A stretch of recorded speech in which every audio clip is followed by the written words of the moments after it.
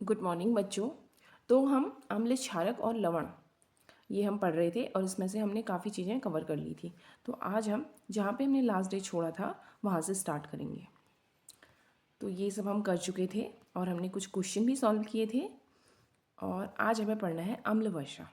आज हम अम्ल वर्षा से स्टार्ट करेंगे।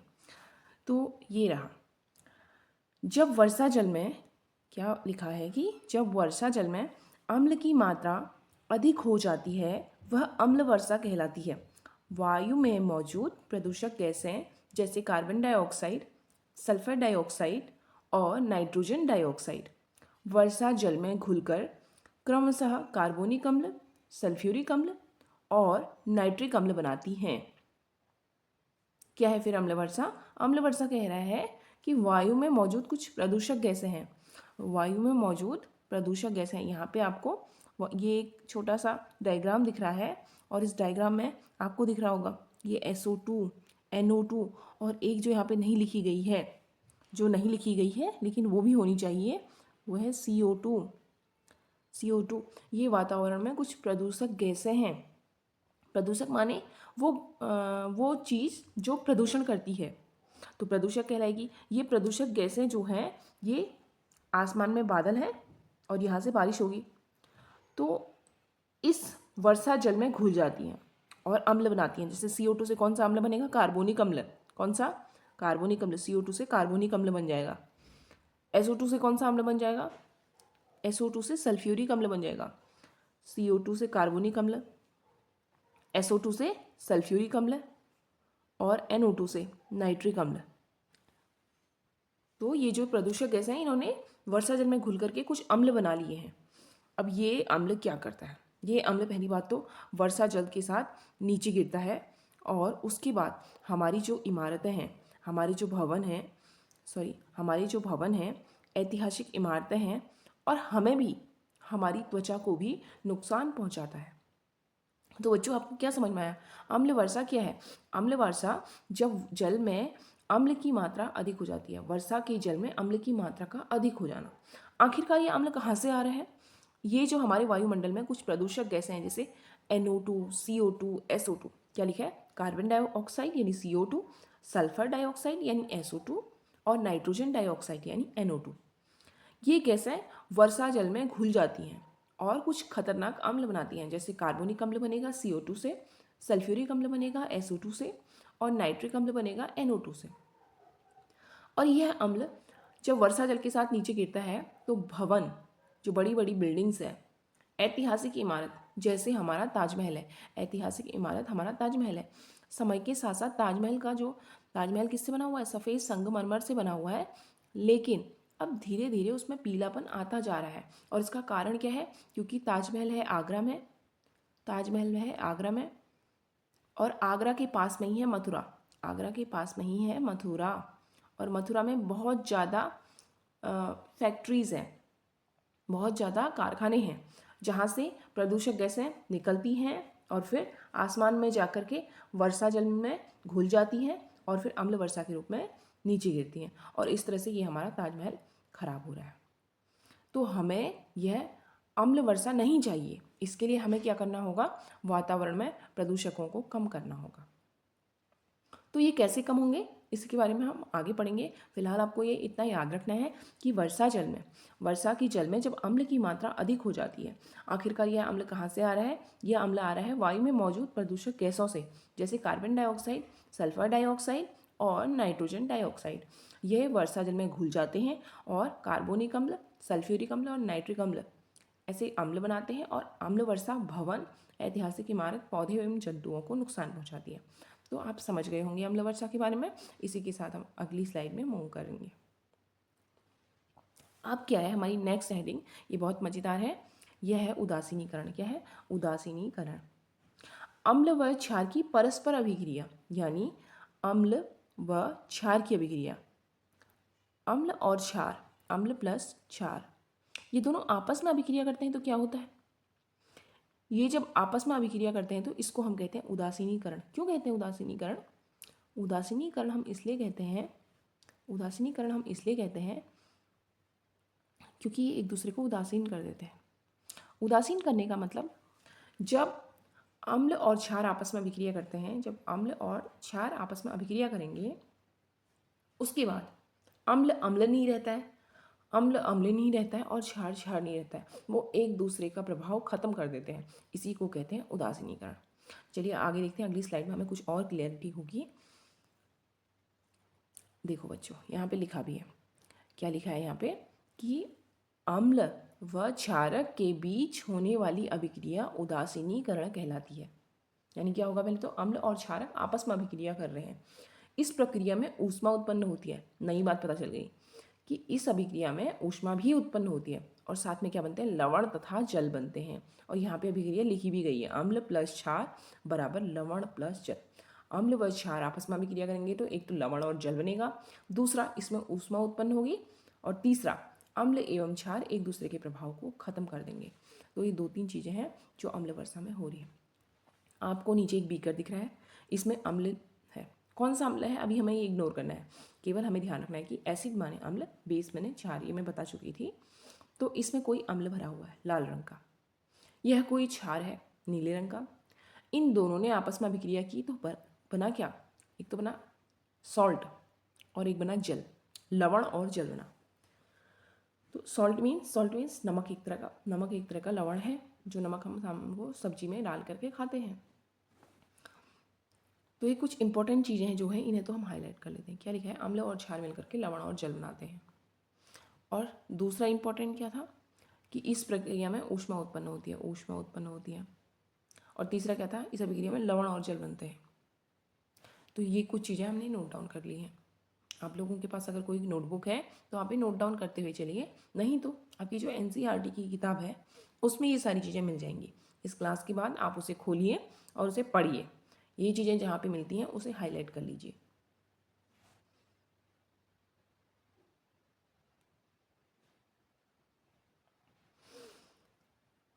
तो यहाँ से हमें क्या क्या समझ में आ चुका है। पहली बात तो, जब हम, यह अम्ल है यह क्षार है, इन दोनों को एक तीसरी परख नली ले लेते हैं हम। इस तरह की परख नली में हमने क्या किया कि अम्ल में से थोड़ा अम्ल ले लिया, और क्षार में से थोड़ा हमने क्षार ले लिया। तो ये जो परख नली में अम्ल और क्षार है, इनके साथ ही ये परख नली थोड़ी सी गर्म हो जाती है, हॉट हो जाती है। उसका कारण क्या है कि अम्ल और क्षार जब क्रिया करते हैं तो कुछ मात्रा में ऊष्मा उत्पन्न होती है, और फिर उसके बाद इस परख नली में हमें क्या मिलेंगे, लवण और जल मिलेंगे। तो 2 बातें यहाँ से क्लियर हो चुकी हैं कि इस अभिक्रिया में लवण और जल बनते हैं और ऊष्मा उत्पन्न होती है। और एक बात मैंने जो शुरू में बताई थी कि यह कोई अम्ल है, इसमें नाम भी लिखा है HCl यानी हाइड्रोक्लोरिक अम्ल है। यह कोई क्षार है NaOH। ये दोनों जब क्रिया करेंगे तो एक लवण बन जाएगा यानी NaCl, और पानी बन जाएगा यानी H2O। तो अम्ल ऐसे समझ लेते हैं, अम्ल का स्वाद कैसे होता है, बोला था मैंने खट्टा। क्षार का स्वाद कैसे होता है, कड़वा। और उसके बाद अभिक्रिया के बाद हम जो हमारा बनता है लवण का स्वाद न तो खट्टा होता है नहीं कड़वा, इसका स्वाद होता है नमकीन। मान लेते हैं कि अब नमक है ये। और उसके बाद अगला बनता है पानी का कोई स्वाद ही नहीं है। तो अम्ल और क्षार ने जब आपस में अभिक्रिया की, अभिक्रिया के बाद अम्ल अम्ल नहीं रहता है और क्षार क्षार नहीं रहता, बल्कि वो कुछ नया बन जाते हैं, लवण और जल बन जाते हैं। तो इसको उदासीनीकरण कहते हैं। अम्ल व क्षार अभिक्रिया के बाद अपना प्रभाव समाप्त कर देते हैं या एक दूसरे के प्रभाव को समाप्त कर देते हैं, यह उदासीनीकरण कहलाता है। तो आपको अच्छे से समझ में आ गया होगा कि उदासीनीकरण आखिर है क्या। अम्ल व क्षार के बीच होने वाली अभिक्रिया, इस अभिक्रिया में ऊष्मा उत्पन्न होती है, लवण और जल बनते हैं, और अम्ल व क्षारक एक दूसरे के प्रभाव को खत्म कर देते हैं। तो आपको समझ में आ गया होगा। अब हम नेक्स्ट स्लाइड में मूव करते हैं और अम्ल व क्षारक के दैनिक जीवन में होने वाले उदाहरणों को समझते हैं। आपको पिक्चर में दिख रही होगी एक बच्ची और जिसके पेट में हो रहा है दर्द। इसके पेट में दर्द हो रहा है, पिक्चर देख के आपको समझ में आ रहा है, पिक्चर देख के आपको समझ में आ रहा होगा, पिक्चर देख के आपको समझ में आ रहा होगा कि इसके पेट में दर्द हो रहा है। अब यहाँ पे इन्फॉर्मेशन क्या लिखी है पढ़ लेते हैं। लिखा है अपाचन, अपाचन, जब हमारे भोजन का ठीक तरह से पाचन नहीं होता है, उसे क्या कहेंगे हम? अपाचन। हमारे आमाशय में अम्ल पाया जाता है। क्या लिखा है? हमारे आमाशय में अम्ल पाया जाता है। बड़ी रोचक बात है कि हमारे आमाशय में भी अम्ल पाया जाता है, जो भोजन के पाचन में सहायता करता है। क्या काम है इसका? भोजन का पाचन आसान बनाना। लेकिन अगर कभी आमाशय में अम्ल आवश्यकता से अधिक बन जाता है, क्या हुआ कि हमने कुछ तला भुना और जंक वगैरह कुछ खा लिया, तो ये अम्ल अधिक बन जाता है, जितना बनना चाहिए उससे कुछ मात्रा में अधिक बन जाता है, तो अपाचन या अति अम्लता होने लगती है। क्या होने लगता है? अपाचन या अति अम्लता। मतलब हमारे पेट का खाना पचेगा नहीं, या फिर हमें एसिडिटी, अति अम्लता को कहेंगे हम एसिडिटी, होने लगती है। ऐसी स्थिति में हम मिल्क ऑफ मैग्नीशिया या इनो लेते हैं, जिसमें क्षार की उपस्थिति होती है। पेट में हमारे क्या था? पेट में हमारे है अम्ल, पेट में है हमारे अम्ल, और अम्ल की वजह से हमें परेशानी हो रही है। पेट में अम्ल ज़्यादा बन गया है तो हमें परेशानी हो रही है, एसिडिटी, तो हम क्या लेते हैं? इनो। इनो लिया हमने, क्षार। इनो क्या है? एक क्षार है। और जैसे कि इनो की एड में भी आता है कि 6 सेकंड में दे आराम। दरअसल ये क्या है? विज्ञान की एक अभिक्रिया हो रही है। अम्ल और क्षार आपस में मिले तो उन्होंने लवण और जल बना लिया, लवण व जल बना लिया। और इस प्रकार हमें, चूँकि उदासीनीकरण में हमने ये भी पढ़ा है कि अम्ल व क्षार अभिक्रिया के बाद एक दूसरे के प्रभाव को समाप्त कर देते हैं। इसलिए जैसे ही हमने इनो लिया, इनो ने अम्ल के प्रभाव को समाप्त कर दिया। इसको क्या कहते हैं? इसको उदासीनीकरण कहते हैं। और इनो के अलावा दूसरी चीज़ क्या है? Milk of magnesia. Milk of magnesia भी क्या करता है? हमें आराम देता है, एसिडिटी की अवस्था में हमें आराम देता है। तो ये जो हाईलाइट किए हैं बच्चों, ये चीज़ें आपको पता होनी चाहिए। यहाँ से क्वेश्चन बन सकता है, हमारे पेट में कौन सा अम्ल होता है? हमारे पेट में कौन सा अम्ल होता है? HCl या हाइड्रोक्लोरिक अम्ल। कौन सा अम्ल होता है? हाइड्रोक्लोरिक अम्ल। HCl या फिर हाइड्रोक्लोरिक अम्ल, ये भी एक क्वेश्चन बन सकता है। हाइड्रोक्लोरिक अम्ल, सॉरी मैं लिखे हुए के ऊपर लिख रही हूँ, हाइड्रोक्लोरिक अम्ल। दूसरा क्वेश्चन क्या बन सकता है कि हमारे पेट में हाइड्रोक्लोरिक अम्ल होता है, ये हमने पढ़ चुके हैं। अम्ल की मात्रा अधिक होने से हमें क्या दिक्कत होती है? ऐसा क्वेश्चन बन सकता है। तो हमें अति अम्लता या अपाचन होने लगता है। अति अम्लता होगी तो हम इनो लेंगे, एसिडिटी की अवस्था में इनो लेंगे। अपाचन होगा तो मिल्क ऑफ मैग्नीशिया होता है। इन दोनों के नाम आपको याद होने चाहिए, और उदासीनीकरण तो याद होना ही चाहिए। तो आगे मूव करते हैं, हम अगला उपयोग समझते हैं। अगला आपको पिक्चर में क्या दिखाई दे रही है? पिक्चर में दिखाई दे रही है चींटी। इस चैप्टर की शुरुआत से ही हम चींटी के बारे में बहुत ज़्यादा बोल रहे हैं, तो ये एक चींटी है। आपने चींटी बहुत अच्छे से देखी होगी। चींटी का डंक, देखिए बच्चों, ये चींटी का डंक है, यहीं से चींटी काटती है। तो इस डंक में क्या है? चींटी के डंक में अम्ल पाया जाता है। देखिए नई बात पता चल गई, चींटी के डंक में भी अम्ल होता है। यदि यह हमें काट ले, चींटी ने काट लिया, तो दर्द होता है। दर्द से राहत पाने के लिए हम प्रभावित स्थान पर कैलामाइन लगा लेते हैं। कैलामाइन क्या है? एक तरह का मेडिसिन है, कह सकते हैं, एक तरह की दवा है। इसमें क्षार, कौन सा क्षार? जिंक कार्बोनेट होता है। तो क्या पता चला हमें? एक तो कैलामाइन याद रखना है कि जब चींटी हमें काटती है तो हम त्वचा पर कैलामाइन लगाते हैं। हम त्वचा पर क्या लगाते हैं? कैलामाइन लगा लेते हैं। और दूसरा, कैलामाइन में कौन सा क्षार होता है? Zinc carbonate. कैलामाइन में कौन सा क्षार होता है? Zinc carbonate.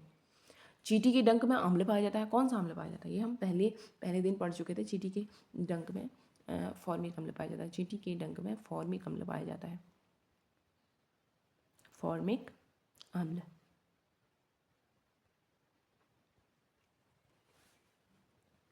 तो ये बातें यहाँ से आपको क्लियर हो गई होंगी। चींटी के डंक में फॉर्मिक अम्ल पाया जाता है। चींटी जब काट ले तो हम उस त्वचा पर कैलामाइन लगा लेते हैं ताकि हमें दर्द ना हो, और कैलामाइन में क्षार होता है जिंक कार्बोनेट। चलिए इसी के साथ आगे मूव करते हैं नेक्स्ट स्लाइड में। नेक्स्ट स्लाइड में आपको दो खेत दिख रहे हैं ना बच्चों? दो खेत दिख रहे हैं आपको। ऊपर जो है एक सूखा और बंजर खेत है, और नीचे लहराता हुआ हरा खेत है ना? ऐसे खेतों की मात्रा आजकल हमारे गाँव में ज़्यादा बढ़ रही है। तो इस खेत में ऐसा क्या हुआ है, यही हम पढ़ेंगे। देखो, रासायनिक उर्वरक, उर्वरक क्या होते हैं? उर्वरक हैं एक प्रकार की खाद। खाद के स्थान पे हम उर्वरकों का उपयोग करते हैं। खाद जो है, खाद तो हमें प्राकृतिक रूप से मिलती है, लेकिन उर्वरकों को हम कृत्रिम रूप से तैयार करते हैं, जैसे प्रयोगशाला में तैयार किए जाते हैं। उन तत्वों को डाला जाता है जिनकी कमी हो रही है खेत में, इस तरह से उर्वरक बनते हैं। लेकिन कहाँ बनते हैं? प्रयोगशाला में बनते हैं, इसलिए कहा गया रासायनिक उर्वरक। देखो बच्चों, इनका इस्तेमाल बीते समय में बहुत ज़्यादा हुआ है। जब इनका इस्तेमाल हम अत्यधिक करते हैं, देखो बने हैं ये केमिकल से, तो केमिकल जब उपयोग बढ़ जाता है केमिकल्स का तो वो हमें नुकसान भी पहुंचाते हैं। तो इन्होंने भी मृदा को नुकसान पहुंचाया और अम्लीय बना दिया। मृदा को कैसा बना दिया? अम्लीय। तो अगर खेत में अम्लीय मृदा हो जाएगी तो खेत की हालत कुछ ऐसी हो जाएगी, एकदम सूखा पड़ा हुआ है, बंजर है। इस अवस्था में हमें क्या करना है? खेत में बूझा चूना या बिना बूझा चूना, चूना समझते हैं ना बच्चों, जिससे जिससे दीवारों को रंगा जाता है। चूना मिलाने से मृदा की अम्लीयता समाप्त हो जाती है। हमने क्या किया? खेत में चूना मिला दिया। चूना, देखो दो बातें लिखी हुई हैं, बूझा चूना या बिना बूझा चूना। बूझा चूना को कहते हैं कैल्शियम ऑक्साइड, जो हम मार्केट से लेके आते हैं। इसमें अगर हमने पानी मिला दिया, इसमें अगर हमने पानी मिला दिया H2O, तो ये बन जाता है, क्या बन जाता है? ये CaOH होल ट्वाइस। तो मार्केट से हम चूने का जो पाउडर लेके आए उसमें हमने पानी मिलाया, हमारा बन गया CaOH का होल ट्वाइस। इसे हमने कहा था बूझा चूना, तो ये है हमारा बिना बूझा चूना। पहले वाला क्या था? बूझा चूना, जिसे हम मार्केट से लेके आए, पाउडर की तरह होता है। इसमें हमने पानी मिलाया और उसके बाद जो हमारा चूना बन गया, जो हमारा पेस्ट, एक लिक्विड बन गया जिसे हम दीवार में आरोपित करते हैं, वह है बिना बूझा चूना। इन दोनों में से कोई भी हम इस खेत में मिलाते हैं तो हमारे खेत की अम्लीयता समाप्त हो जाती है, क्योंकि क्षार अम्ल के प्रभाव को समाप्त कर देगा। और कभी कभी क्या होता है, कभी कभी सिचुएशन इससे एकदम उलट होती है। खेत में क्षारीयता ज़्यादा होती है, खेत में क्षारीयता ज़्यादा हो गई, बाई चांस हमने मान लिया कि क्षार जो है खेत में अधिक हो गया, तो ऐसी अवस्था में हम जैविक खाद मिलाते हैं, ऐसी खाद जिसमें ह्यूमस की मात्रा अधिक हो, जैविक खाद। जैविक खाद तो भी हमारे खेत की क्षारीयता समाप्त हो जाती है और खेत नॉर्मल हो जाता है और उसमें इस प्रकार से फसल उगने लगती है। तो आपको समझ में आ गया होगा ये। हम आगे बढ़ जाते हैं। अब है कारखानों का अपशिष्ट। कारखानों का अपशिष्ट, आपने देखा होगा कि आजकल हर चीज़, लगभग हर चीज़ कारखानों में बनने लगी है। फैक्ट्रीज, कारखाने, बहुत छोटे छोटे शहरों में भी अब कारखाने और फैक्ट्रीज बढ़ने लगे हैं। उनसे कुछ मात्रा में अपशिष्ट निकलते हैं, अपशिष्ट जिसकी आवश्यकता नहीं है, और इस प्रकार की नालियों से उन्हें जलाशयों में छोड़ा जाता है। और ये जो केमिकल्स हैं पानी में मिलकर के बहुत नुकसान पहुंचाते हैं। जैसे हमारी गंगा नदी है, गंगा नदी में अलग अलग शहरों से इस प्रकार के पाइप से गंदा केमिकल नदी में प्रवाहित किया जाता है। इससे नदी क्या हो रही है? खराब हो रही है। लेकिन इससे बचने का उपाय क्या है? कारखाने के अपशिष्ट में अम्लीय पदार्थ मिश्रित होते हैं। जो कारखाने में नई नई चीज़ें बन रही हैं आजकल, तो सब कुछ कारखानों में बन रहा है, और वहाँ से जो अपशिष्ट है, यानी ऐसे पदार्थ जिनकी आवश्यकता नहीं है, वो बाहर निकाले जाते हैं। तो उनमें क्या होता है? उनमें होता है अम्ल, उनमें होता है अम्लीय पदार्थ।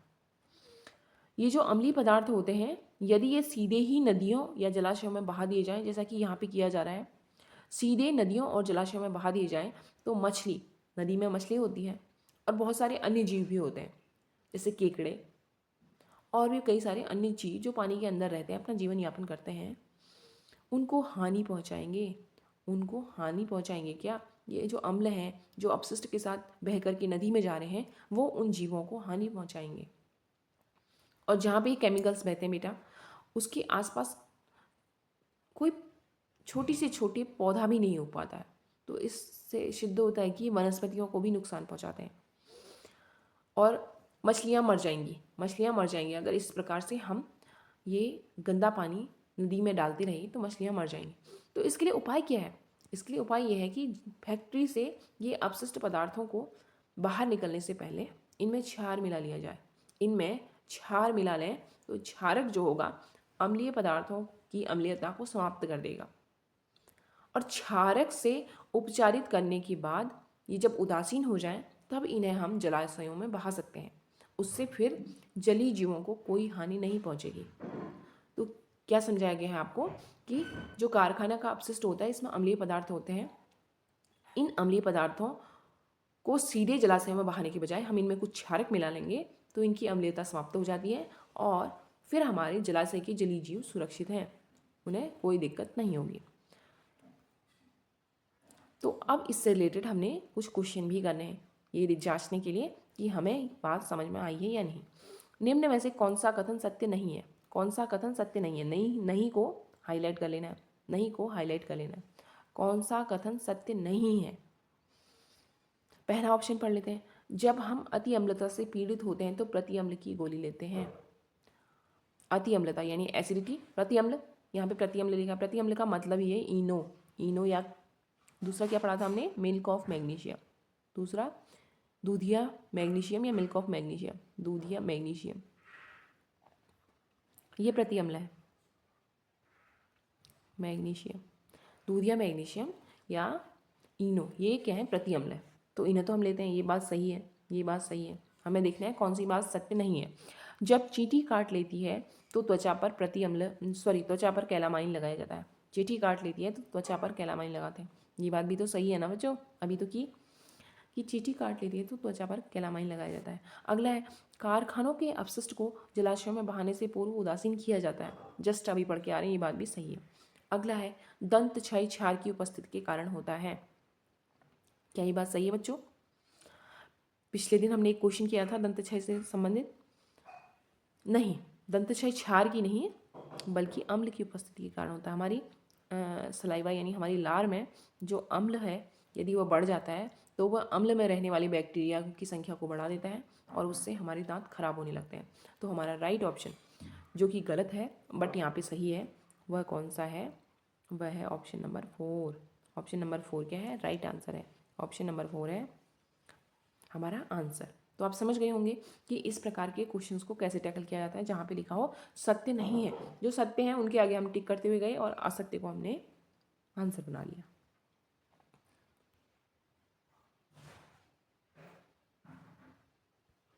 अगला है हमारा कि इनो क्या है। अगला क्वेश्चन क्या लिखा है? इनो क्या है? इनो क्या है? एक सूचक, एक अम्ल, एक क्षार, एक उदासीन पदार्थ। तो क्या है बच्चों? इनो क्या है? जब हमारे पेट में अम्लता हो जाती है, अति अम्लता हो जाती है, एसिडिटी होने पर एसिडिटी हो जाती है यानी अति अम्लता हो जाती है तो हम इनो लेते हैं। क्या लेते हैं? हम इनो लेते हैं। एसिडिटी माने पेट में अम्ल की मात्रा अधिक हो जाना। तो अम्ल से क्या अभिक्रिया करेगा कि जो उदासीन करेगा अम्ल को?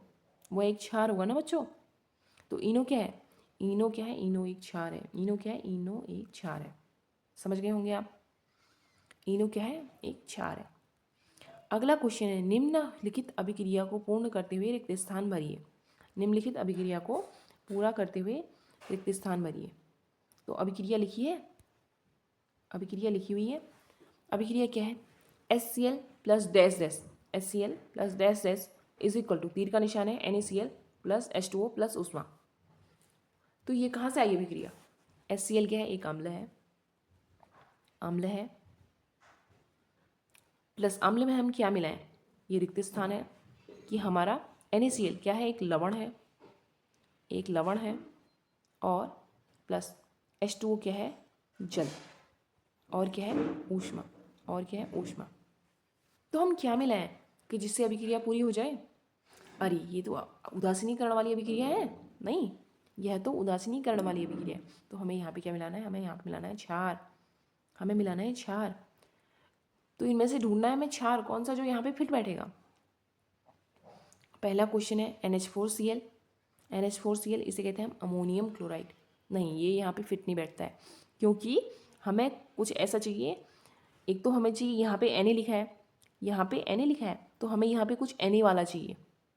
तो पहली बात तो जो Na वाले नहीं हैं उन्हें हमें क्रॉस कर देना है, वो हमारे आंसर नहीं हो सकता। जैसे ये आंसर नहीं हो सकता है, ये आंसर नहीं हो सकता है। फिर उसके बाद हमें देखना है कि अगला वाला क्या है। Na के बाद अगला क्या होगा? यहाँ पे Cl तो यहाँ था, Cl तो यहाँ था और इसके बाद यहाँ आ गया, तो Cl नहीं होगा। Na के बाद होगा हमारा क्या? यहाँ पे H2O है ना, यानी O वाला चाहिए। तो हमारा आंसर हो जाएगा ये वाला, NaOH। एक बार फिर से समझ लेते हैं इसको। हमारी अभिक्रिया है HCl प्लस डैश डैश, तीर लगा हुआ है, NaCl प्लस H2O प्लस ऊष्मा। तो ये है हमारी उदासीनीकरण की अभिक्रिया है। HCl क्या है, एक अम्ल है। अम्ल में हम क्या मिलाएं जिससे हमें लवण, जल और ऊष्मा मिले, तो यहाँ पे हम मिलाएंगे क्षार, और ये क्षार कौन सा होगा, ये क्षार कौन सा होगा, ये क्षार होगा NaOH, ये होगा NaOH, NaOH, NaOH। फिर देखो अभिक्रिया में जो तीर ये इस तरफ है और इस तरफ है, ये बराबर होना चाहिए। यहाँ पे HCl है, यानी एक H और एक Cl है, यहाँ पे Cl मिल गया, H यहाँ पे आ गया, फिर उसमें NaOH है तो Na इधर आ गया, OH इसके साथ में है। तो इस तरह से अभिक्रिया पूरी होती है। तो आप समझ गए होंगे आंसर हमारा क्या था, आंसर हमारा था NaOH। इन सब के नाम आपको पता होने चाहिए। NH4Cl क्या है, अमोनियम क्लोराइड, H2SO4 क्या है, सल्फ्यूरिक अम्ल, HNO3 है नाइट्रिक अम्ल। तो इनके नाम आपको पता होने चाहिए। एक बार फिर से बोल दे रही हूँ, NH4Cl है अमोनियम क्लोराइड, H2SO4 है सल्फ्यूरिक अम्ल, HNO3 है नाइट्रिक अम्ल। अगला क्वेश्चन में मूव कर जाते हैं। निम्न में से कौन सा पदार्थ क्षारकीय है, निम्न में से कौन सा पदार्थ क्षारकीय है। पहला है कंपोस्ट खार, वातित पेय पदार्थ, मैग्नीशियम हाइड्रोक्साइड, चींटी का डंक। पहले जिनके बारे में हमें पता है कि अम्ल है उनको टिक कर लेते हैं। चींटी का डंक क्या था, ये एक अम्ल था। कौन सा अम्ल था, फॉर्मिक अम्ल। चींटी का डंक था फॉर्मिक अम्ल, चींटी का डंक था फॉर्मिक अम्ल।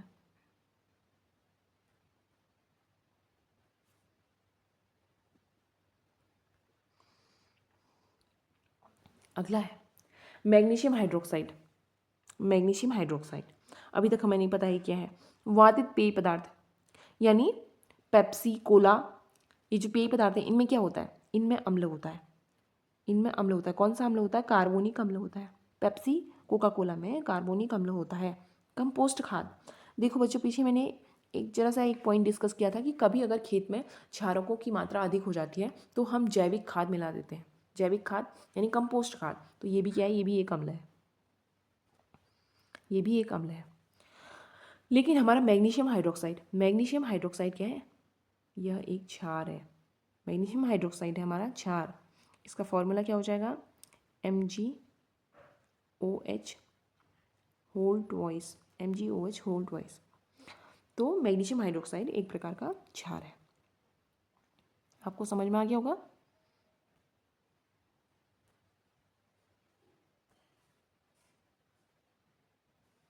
अगले क्वेश्चन में मूव करते हैं। उदासीनीकरण की प्रक्रिया में क्या नहीं होता है। ऑप्शन ए है अम्ल व क्षार अपना प्रभाव खो देते हैं, ये तो होता है, यही तो पढ़ा था हमने, ये होता है, हमें ढूंढना है नहीं वाला।